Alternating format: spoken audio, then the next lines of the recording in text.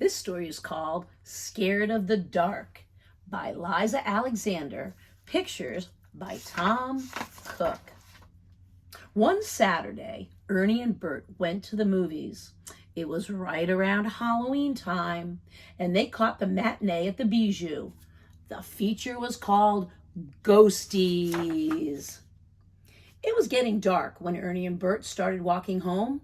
Ernie, wasn't it scary when those ghosties invaded the bedroom and they grabbed that boy and they flew him out of the window into the night?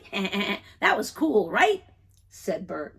Oh, yeah, sure, said Ernie, but he wasn't really listening. He thought he saw something crouching behind the street lamp. Oh, it was just a garbage can. Ernie shivered and began to walk faster. What about that other part, Ernie? Wasn't that cool when the boy opened the refrigerator and instead of his bologna sandwich, he found snarling ghosties? Cool, huh? said Bert. Oh, yeah, sure, Bert, said Ernie, peering into the basketball court as they passed it. The shadows looked dark and deep. Gee, anything can be hiding in those shadows, thought Ernie. Later that night, after supper, even with a cup of cocoa with marshmallows, Ernie did not feel like going to sleep. I think I'm going to stay up a little longer, Bert, said Ernie. Maybe I'll work on my model airplane, or I can look at a book or watch television or something. Ernie, don't be ridiculous, said Bert. It's bedtime. Now get into your pajamas, brush your teeth, and let's go to bed. Soon Bert was snoring. But Ernie, he could not sleep. His eyes were wide open. In the dark, he watched the headlights of the passing cars flash silver across the walls. Then Ernie saw something behind the door. His body tensed. His eyes grew wider. Ernie's mind raced. It's a monster, he thought, with a huge head and long tangly hair and one long gigantic arm. He's gonna grab me. Oh no. Ernie gulped, but very quietly, so that the monster wouldn't hear him. Ernie tried not to breathe or even blink his eyes so he wouldn't make that monster mad. Ernie couldn't take it anymore. Bert! He screamed. Ernie, whatever's the matter? Said Bert. Oh, don't go over there, said Ernie. There's a monster behind the door. Bert turned on the light. Look, Ernie, there's no monster over here. It's just the coat rack with all your junk hanging from it.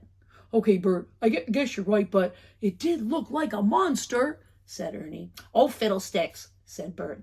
No wonder you're scared of the dark. You forgot to take Rubber Ducky to bed with you. Now just settle down, Ernie. Count sheep or something. Let's get some shut-eye.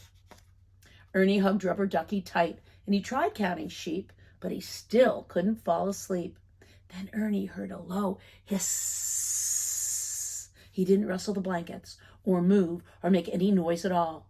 Boy, Bert's lucky that I'm still awake, and I have such sharp hearing. Something fishy's going on here. Ernie noticed that the closet door was open a crack. I knew it. Something is in there, and it's going to ooze out and... Ah! Screamed Ernie, and he bounced right into Bert's bed. Bert, there's something in the closet, and it's going to slime out all over us. Oh, Ernie, there's nothing in the closet, see? Bert walked up to the closet and opened the door. There was nothing in there but shoes, clothes, and junk. But what about that noise? I heard a hiss, said Ernie. Listen. Yes, Ernie, I hear it. Sss. That hiss is the radiator. Oh, I guess you're right, old buddy Bert, said Ernie. Bert rummaged around in the closet. This might help, said Bert. It's a nightlight. Then the room won't be so dark. The soft glow of the nightlight made Ernie feel cozier, but then he thought he felt something moving underneath the bed. Ernie stretched himself out. Now, whatever's under there won't see any bulges, and they won't attack me, he thought. There could be a big snake with fangs slithering under there, thought Ernie. Or maybe a shark swimming around looking for something to eat. Ah, what am I thinking? There's nothing scary under the bed. A shark would need water, and snakes don't live on Sesame Street. Ernie took a deep breath, leaned over and looked under the bed. Okay, he said to himself. Now, just take it easy, Ernie, and try to get some sleep. But the harder Ernie tried to sleep, the harder it was to get to sleep. Ernie listened to the wind outside, whooshing through the trees. He watched shadows dancing across the wall. The shadows reminded him of something. They're coming, thought Ernie. They're waiting in the trees. They're going to fly in the windows, and they're going to grab Bert and fly him out in the night, and then they'll snatch me. Here comes the ghosties, screamed Ernie. Ernie's scream was so loud, it knocked Bert right out of bed. Oh, Ernie, said Bert. Bert, you woke up just in the nick of time, said Ernie. The ghosties, they're invading Sesame Street. Ernie, all I see on the wall is shadows, said Bert. The tree outside our window is tossing in the wind, see? It throws the light from the street lamp all crazy against the wall and makes wild shadows. Look, if I close the curtain all the way, no more shadows, no more ghosties. Ernie, said Bert, your imagination is acting up tonight. It might be that scary Halloween movie we saw. Oh, I guess you're right, old buddy Bert, said Ernie. Why don't you imagine nice things instead of scary things? Said Bert. Like what, Bert? Asked Ernie. Imagine it's summer and we're at the beach, said Bert. You're floating over the gentle waves on your inflatable seahorse. Just relax, Ernie.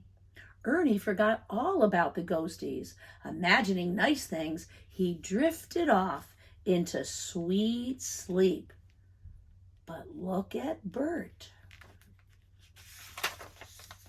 The next morning, Ernie whistled as he fixed his favorite breakfast, Monster Berry Crunch with milk and bananas. But Bert came dragging slowly into the kitchen. Hey there, old pal, said Ernie. How are you feeling on this wonderful bright morning? I am very tired, Ernie, said Bert. I did not sleep a wink. Thank you very much. What a great story about Bert and Ernie.